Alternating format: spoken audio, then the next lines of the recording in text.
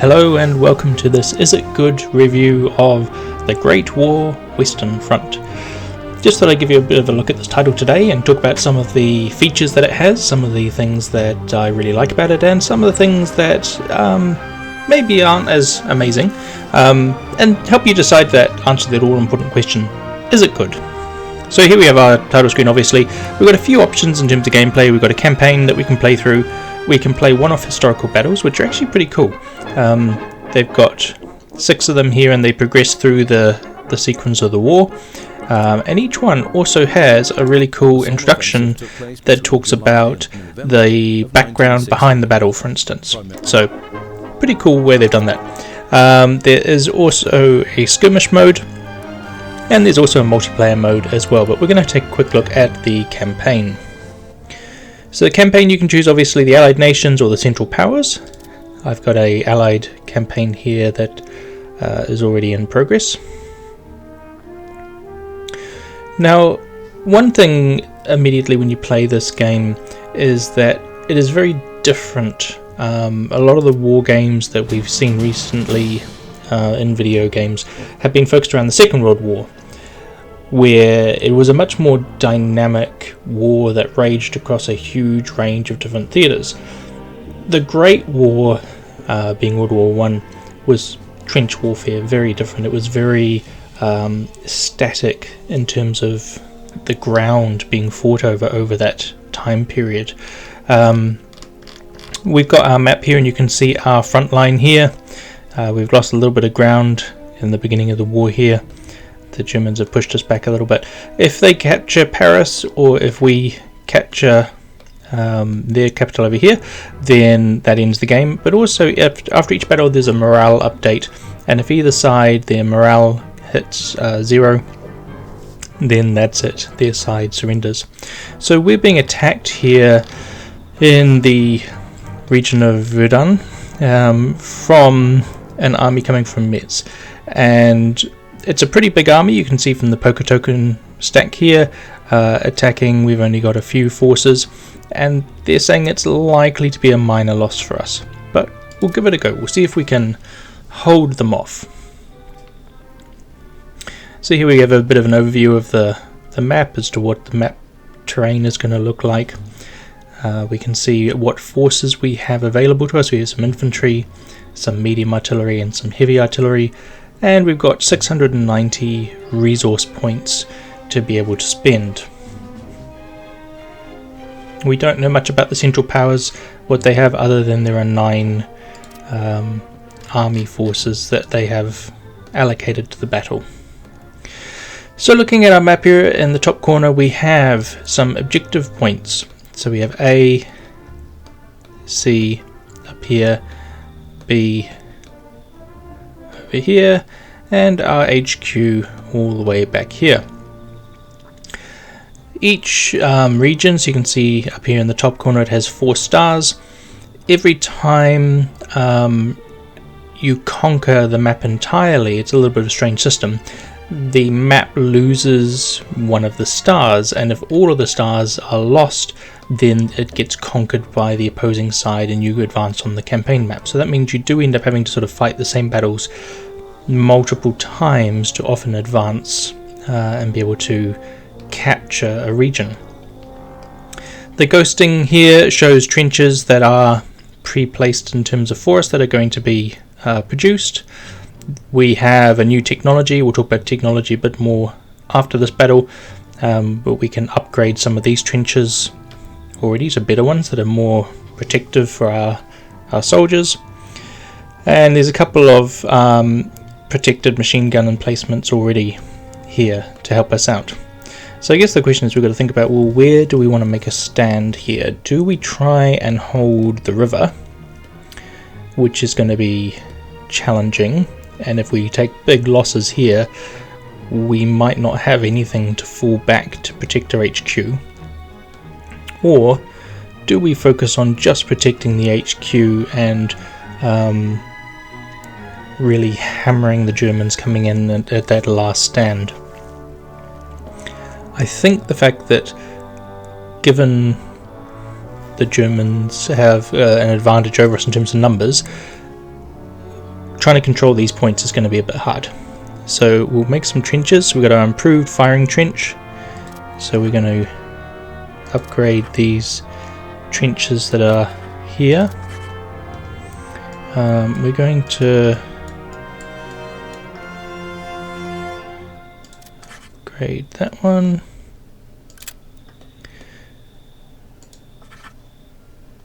And we can rotate our trenches as well, so we'll come along and put some like this.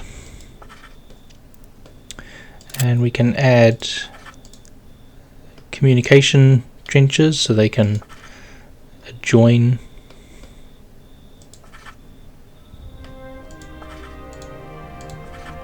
So if we want to be able to transfer people from one trench to another without having to go over the top and be exposed to fire. And we're going to add another row of trenches here, so even if they try and assault our front trench, they're going to have to deal with defenders behind as well. And our support structures here, so we can put some machine guns, so we'll put one there, one there.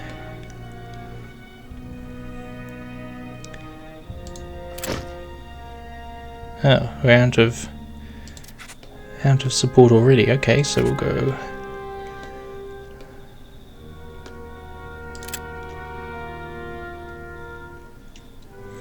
now. What I would really like is some heavy artillery, but I'm not going to have the supply to be able to use it, so there's probably not much point. And put a machine gun in there and another one here.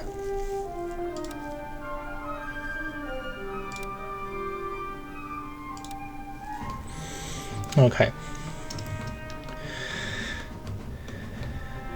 And what we can do is, if we want, we can cancel these. But it's not giving us any money back. It's kind of like bonus ones. So, yeah. It's more just saying, well, don't bother digging these. So here's where we're going to do our defense. So if we start the battle,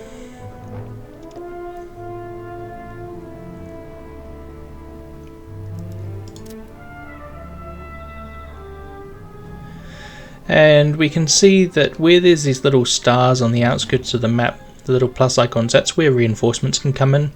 At the moment we hold these 3 points, so we can have reinforcements come in from any of those 3 points. They'll automatically come in closest to where you want them. But as we lose some of these, which we will, we'll lose the ability to do that. So what we're going to do is come and populate these front trenches.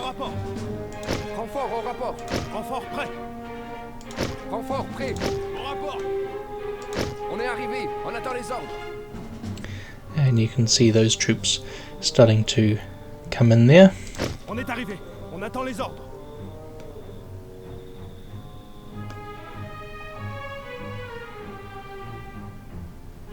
On arrive après la bataille, on dirait. Renfort au rapport.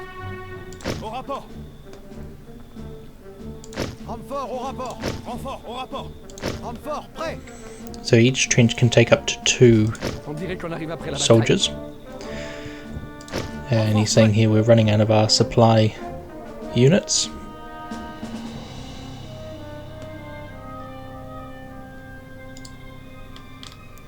Kick it up into advanced speed for a few minutes. And we can see there's 18.5 minutes in the battle for them to try and attack. You can see there's some German units over there eyeing up our machine gun on the hill.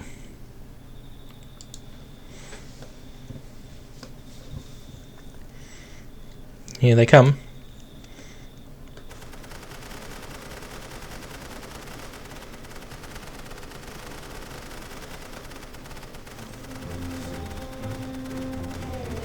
And you can see the machine gun on the hill just devastating these infantry squads.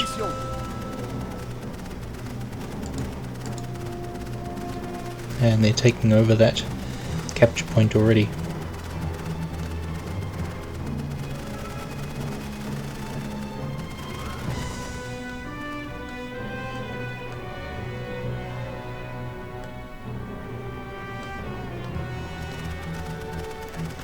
Here they come. You can see one group bugging out.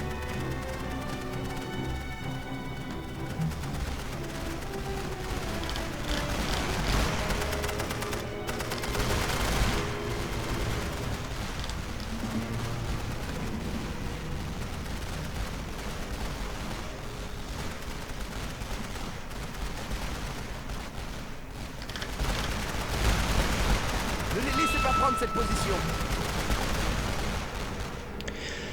And you can see that was a very strong defensive performance there.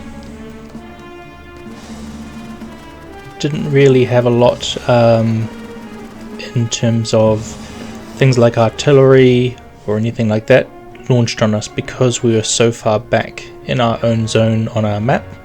So when you deploy your artillery, it only has a certain range around it.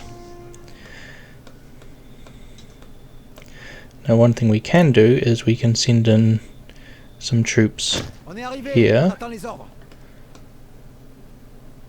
Au rapport. to just occupy and hold these forces a bit if the Germans have expended maybe the majority of their Renfort prêt. assault. Let's see. Oh, here comes another one.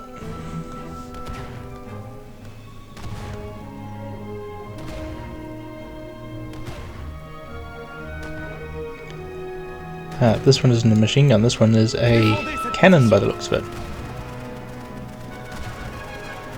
Not as strong against infantry, but we've got a machine gun down the bottom here.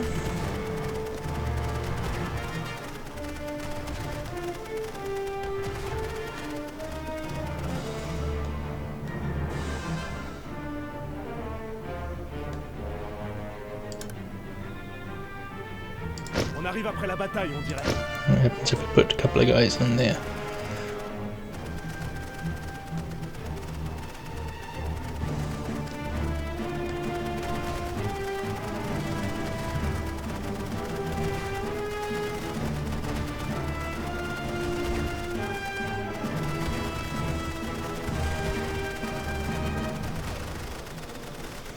Just debating if I run some in here, but I don't want them to come in and get taken out by the Germans. Au rapport. Maybe I'll bring them in there and then sneak them closer. Renfort, au rapport. Renfort au rapport.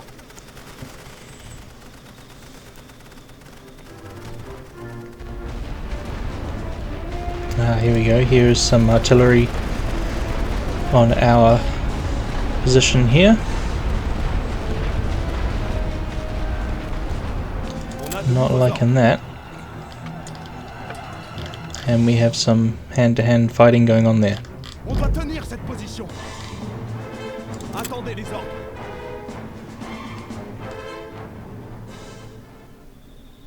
Sur la ligne. Maybe we should draw back just out of artillery range. Hopefully.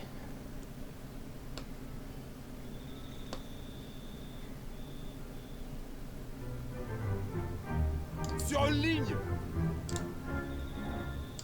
Oh, what's happening over here?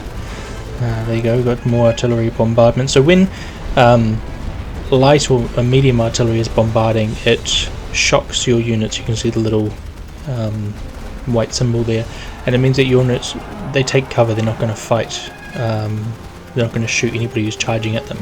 So you want to have an artillery barrage before you send your units charging and take over a trench. The heavy artillery do a more precise attack, which is great for knocking out things like machine gun nests and gun emplacements and that sort of stuff. So it looks like we're probably going to lose this section unless I can send On est arrivé. a whole bunch more reinforcements in.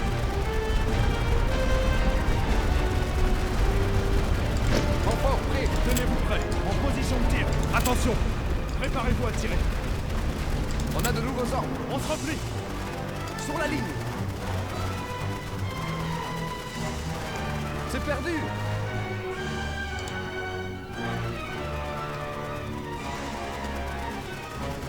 Some loose troops running around here still. These armoured bunkers are definitely proving valuable. And one of the things about the game is that it's a persistent map as well. So these trenches that I spent some resources to build, they will be there in future battles for me to be able to assign units to and equip. Okay, so I don't have enough On a de nouveaux ordres. munitions to Mettez-vous en position. send any more troops in, so now I've got to try Les and ordres. make do with reallocating what I've got. Force ennemie en approche. En position de tir.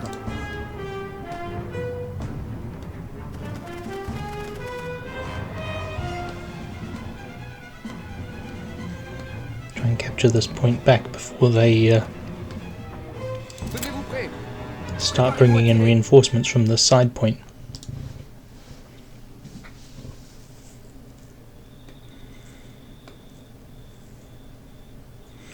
We can see already they've Reprenez cette lost position. a significant number of forces compared to the ratio of my forces.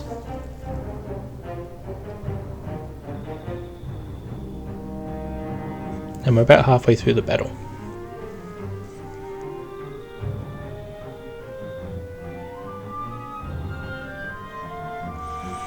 Now one thing I could look at doing is I could look at counterattacking at this point, but I don't really have a lot of forces that I'm happy to lose. Because when you lose forces, what happens on the campaign map is you don't actually lose those units, you have to pay to replenish those units. And I know on the campaign map I don't have a lot of gold at the moment, which is the currency that you use to pay for losses. So I could counterattack. However, it's not probably in my best interest. At this point I'm better just do as much damage to them as I can, make it a really costly attack for them, costly loss, but preserve my own troops as much as possible.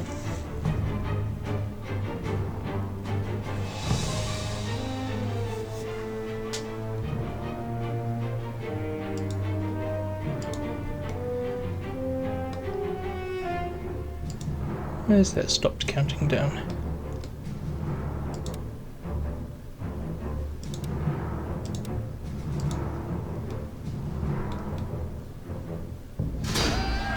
Ah, it was because I was capturing a point.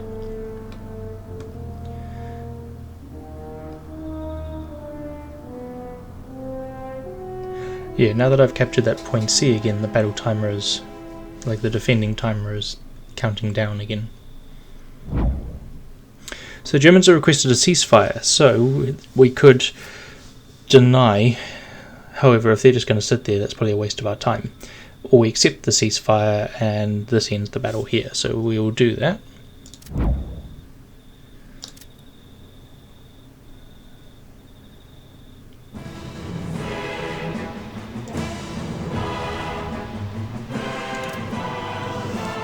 Okay, let's look at how we did.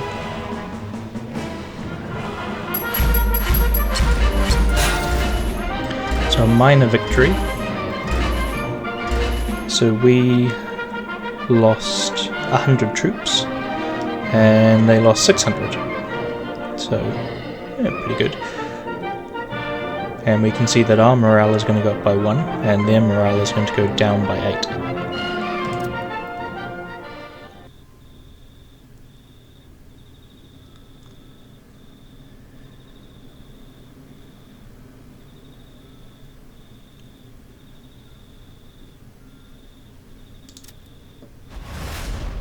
There we go. Oh, up by 8 for us and down by 5 for them.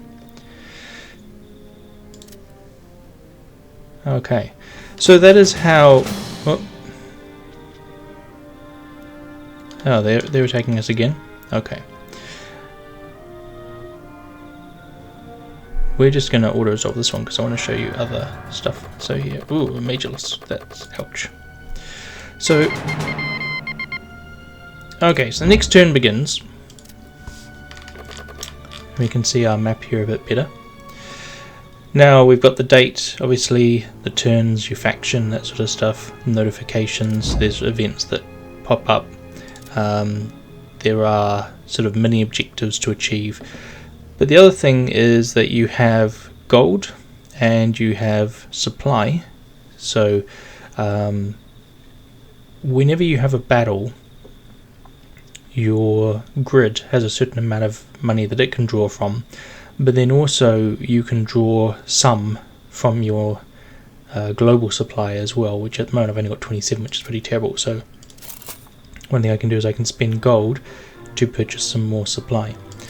We've also got research points as well, and the research is broken down into 6 sections. And so we've got intelligence, which allows you to sort of scout and find out about your opponents, potentially even doing stuff I think like sabotage and stuff later on. Yeah, sabotage missions. You have your infantry, which is your common soldiers, boosting their health, giving them things like gas masks, giving them better grenades. You have flight, so being able to develop fighters and bombers. So if you have developed bomber technology and your opponent hasn't developed fighters, then that can be a really powerful weapon to be able to take out their emplacements, and they can't really do much about it. Your trenches, so actually how good at protecting your troops your trenches are.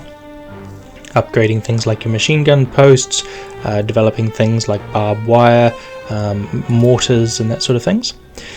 Your engineering, which is usually your artillery weapons, things like gas, so being able to fire gas shells, and then your logistics, which is like your amount of supply, the amount of money you get each turn and that sort of stuff. So it's very tempting to go, oh look, I want to build tanks, but tanks here you can see you need to actually have the artillery path, the logistics path through there, and the trench path through there unlocked before you get tanks. So it's actually going to take you a fair amount of time to unlock that all. And is that necessarily the best strategy straight away? Probably not. You might find that a pretty hard path, whereas there might be some other upgrades that are more immediate that give you a better return in the early stages of the war. But when you do get tanks, well, they make a heck of a punch compared to just infantry, especially if you can do a bombardment and heavy tanks go in first and then follow up with infantry. So one things I do like about the game, I like the fact that it does actually have the trench warfare. It is kind of a little bit like tower defense-y, setting out those trenches, deciding where they're going to go. I love the flexibility in that. The downsides, the fact that you have to fight over the same piece of terrain multiple times to capture it. So if something's got, like, say 5 stars, you have to effectively beat that map 5 times to wear it down to be able to then actually capture it on the battle map. That's just a little bit repetitive for my liking. A lot of the time the games that I played were won or lost from morale rather than getting anywhere near the opponent's capital. Another thing that was a little bit annoying was that you got all this effort of researching tanks and planes, and then what happens is you get given a tank unit or a plane unit at one of your 2 bases, depending on if it's English or French. You can buy more from your purchase menu here, but effectively that tank or plane unit, only if you send it to a particular map sector, they're only available in battles attacking or launching from that map sector. So yeah, you might have unlocked aircraft and you might now have an air wing, but if you stick them in this particular grid up here in the north and you get attacked down here in south, you're not going to have any air support down there. It's only going to be that one grid. So if you want all of your battles to have air support, you need to produce an air wing for every single attacking or defending grid, which I felt was a little bit disappointing when you went to the effort of researching the technologies and investing in them so heavily to only get those technologies in certain maps. Whereas other things like your artillery and, say, unlocking gas attacks, you could suddenly use that on pretty much any map, because artillery form a core part of your resources on pretty much any map. So that brings us to, I guess, the big question is it good?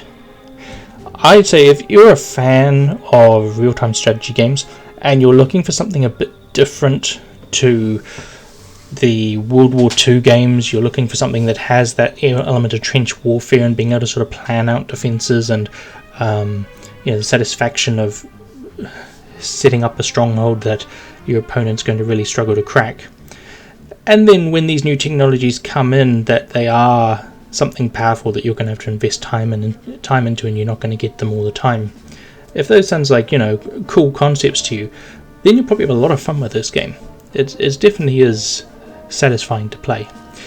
If you're someone who prefers something that's a little bit faster, a little bit more fluid, getting technologies a little bit quicker, and being able to have the newest, latest thing join your army and take part, then you might find yourself a little bit frustrated with this in a couple of areas. But I would recommend it. I have enjoyed playing it. So is it good? Yes, I think so, if you're prepared for something different to what you've probably played before in terms of strategy games. So yeah. What do you think? Have you played it? Have you watched some other videos? Have you bought the game? Let me know in the comments below what you think. Do you agree with me? Disagree? Is there anything you think that I've missed about the game? Love to hear from you. And once again, thanks for watching.